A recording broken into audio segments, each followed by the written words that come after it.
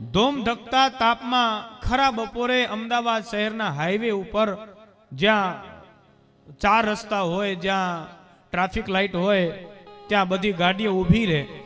એટલે આવા ધોમ ધકતા તાપમાં ખરા બપોરે ગ્રીષ્મ ઋતુમાં ઉનાળામાં આ રીતે અમદાવાદના એક ચોકડી ઉપર એક રસ્તા ઉપર એક નાનો એવો 8-10 વર્ષનો છોકરો તિરંગા ઝંડા વેચતો હતો. અમરા બાપા એટલે છોકરો આમ ઝંડા વેચતો હતો. જે ગાડી ઊભી રહે ત્યાં ટ્રાફિક સિગ્નલ ઉપર છોકરો દોડીને ત્યાં પહોંચી જાય. આલો તિરંગો ઝંડો તમારી ગાડીમાં લગાવો, હમણાં ભારત દેશનો તહેવાર આવે છે, તમારા ગાડીની તમારા વાહનની શોભા વધશે. આ રીતે ઝંડા વેચી અને પોતે પોતાનું ગુજરાન ચલાવે. પરંતુ તાપ બહુ પડતો હતો, તડકો બહુ પડતો હતો અને એ છોકરાની આર્થિક સ્થિતિ એટલી બધી નબળી હતી, છોકરો એટલો બધો ગરીબ હતો કે એની પાસે ચપ્પલ કે જોડા લેવાના રૂપિયા નહોતા, પૈસા નહીં. આમ એ રોડ ઉપર ઊભું રહેવાય નહીં. પુખ્ત વયના માણસને પણ પગમાં ફોડલા પડી જાય આવી એ જગ્યાની એ સ્થાનની સ્થિતિ. અને છોકરો બિચારો દોડા દોડ કરીને આમથી આમ ઝંડા વેચે. અને એવા ટાણે એક ગાડી એ ચાર રસ્તે આવીને આમ ઊભી રહી અને એ ગાડીને સાઈડમાં પાર્ક કરીને એ ગાડીમાંથી એક વયોવૃદ્ધ વડીલ ઉતર્યા. અને વડીલ ઉતર્યા અને પેલો છોકરો જે ઝંડા વેચતો હતો ને છોકરાને એ વડીલે પોતાની પાસે બોલાવ્યો. છોકરો દોડતો દોડતો વડીલની પાસે આવ્યો એટલે ગાડીમાંથી નવી નકોર એક બૂટની જોડી કાઢી અને આ વડીલે પેલા છોકરાને પહેરાવી. કાલે બેટા આ બૂટ તું પહેરી લે.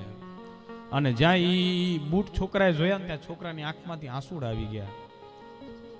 અને ઈ છોકરાએ પેલા વ્યક્તિને કીધું કે સાચું કેજો, તમે ભગવાન છો ને? આ છોકરાની વાત સાંભળીને વડીલ આશ્ચર્યચકિત થઈ ગયા. બેટા હું ભગવાન ક્યાંથી હોઉં? હું ભગવાન નથી.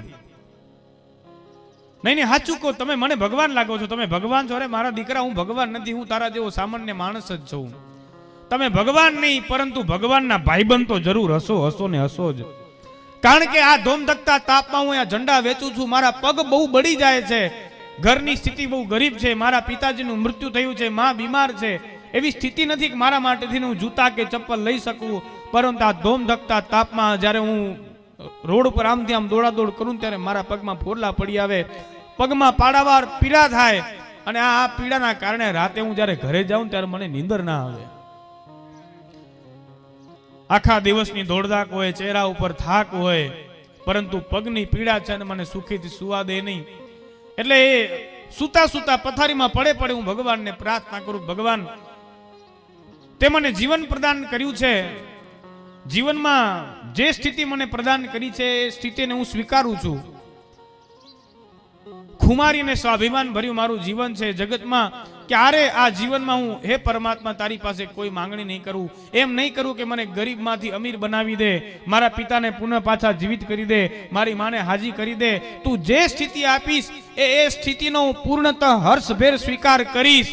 પણ હે પરમાત્મા, હે ભગવાન, તારામાં હજુ એ જો કંઈક ઈશ્વર પણ હોય ને તો એક જોડી ખાલી બૂટની તો અપાવી દે. આ પગ બળે છે ને એ મારાથી સહન થતું નથી, રાતે નીંદર થતી નથી. આમ રોજ રાતે ભગવાનને પ્રાર્થના કરું અને મને લાગે છે કે તમે ભગવાનના ભાઈબંધ હશો એટલે ભગવાને તમને કીધું હશે કે આ છોકરો રોજ મને પ્રાર્થના કરે છે ને, તું ને એક જોડી એક બૂટની લઈ દે. તમે નક્કી ભગવાનના ભાઈબંધ હશો. છોકરો બૂટ લઈને ત્યાંથી નીકળી ગયો. પેલા વડીલ પોતાની ગાડીમાં બેસી ગયા ને ગાડીનો સેલ માર્યો ને ત્યાં એ વડીલ માણસના મનમાં વિચાર આવ્યો કે આ જગતની અંદર જીવ જો ધારે ને તો ખાલી 500 રૂપિયાના બૂટનું દાન કરીને તે ભગવાનનો ભાઈબંધ બની શકે.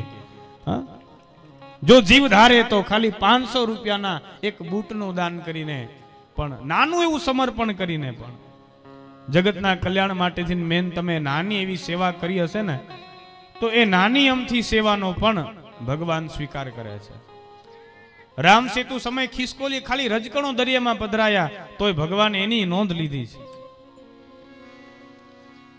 નાની અમથી સેવાનો તે ભગવાન પૂર્ણતઃ સ્વીકાર કરે છે અને જીવનું કલ્યાણ કરે છે.